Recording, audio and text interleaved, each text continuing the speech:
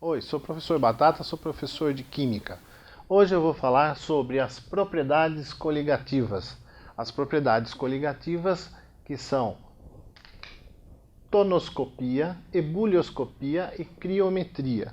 E a medida da variação dessas propriedades se chama tonometria, ebuliometria e criometria. Como que aparece uma propriedade coligativa? Toda vez que eu adicionar um soluto não volátil, o que quer dizer não volátil? Que não vaporiza facilmente, a um solvente puro, ele se liga de alguma maneira às moléculas do solvente. Quando ele se liga às moléculas do solvente, o que acontece? Ele prende essas moléculas, evitando que as moléculas passem para o estado de vapor. Ou seja, se esse solvente tem uma pressão de vapor PV, quando eu adiciono esse soluto, o que acontece? Essa pressão diminui. Então eu vou ter um PV'. Para que esse soluto interaja com o solvente, o que precisa ter? Algum tipo de força intermolecular. No caso, eu escolhi um soluto molecular formado por A-metal e A-metal. A glicose, que tem várias hidroxilas, interage com a água através das pontes de hidrogênio. E aí abaixa a pressão de vapor. O abaixamento da pressão de vapor pela adição de um soluto a um solvente puro se chama tonoscopia. E medir essa variação se chama tonometria. Então vamos olhar aqui num gráfico onde eu tenho uma curva que mostra a variação da pressão de vapor em função da temperatura. Vamos imaginar uma situação hipotética onde eu tenho a água em ebulição.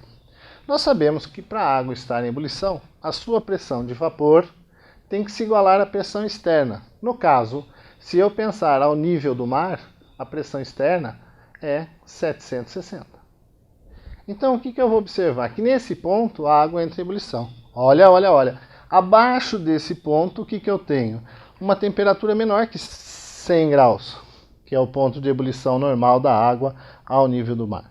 Então, abaixo aqui eu tenho a água no estado líquido e aqui no estado vapor.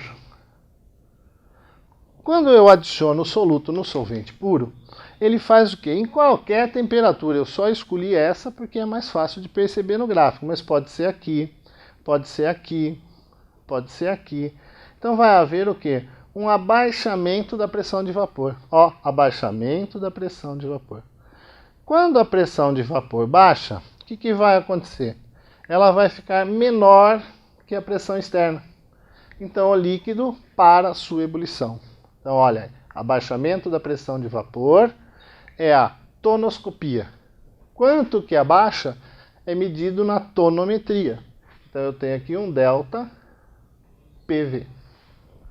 Ao mesmo tempo que abaixou a pressão de vapor, a ebulição da água parou. O que vai acontecer? Se eu continuar aquecendo a água, essa temperatura vai subindo até que a pressão de vapor se iguale de novo à pressão externa. E o que eu vou ter nesse ponto? Uma nova ebulição. Só que essa nova ebulição vai ser acima de 100 graus Celsius. Então o que houve? Aumentou a temperatura de ebulição do solvente pela adição de um soluto puro.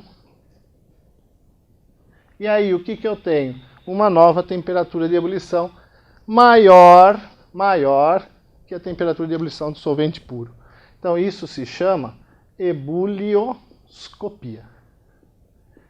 Quem mede essa variação é o aumento da temperatura de ebulição, é uma variação da temperatura de ebulição. Quem mede isso? Ebuliometria. E isso acontece do lado de cá também. Como que acontece do lado de cá? Imagine que a água entra em fusão a 0 grau. O que acontece quando eu adiciono um soluto? Essa temperatura diminui. Então ela vai para uma temperatura menor que 0. Então é uma diminuição da temperatura de congelamento. Chama-se crioscopia. E a crioscopia é medida na criometria. O abaixamento da pressão de vapor o aumento da temperatura de ebulição e a diminuição da temperatura de congelamento são propriedades coligativas que dependem da quantidade de partículas dissolvidas. Partículas dissolvidas. Exemplo, quando eu colocar 1 mol disso daqui, vai ter um abaixamento, por exemplo, da pressão de vapor de 5 milímetros de mercúrio. Se eu puser 2 mols, abaixará em 10. Se a temperatura que é de 100 foi para 102, vamos supor que o mol aumente para 104. 2 mols vai aumentar para 108 e assim por diante. É muito importante que vocês percebam isso. Depende da quantidade de partículas dissolvidas do soluto na solução. Por hoje é só. Até a próxima.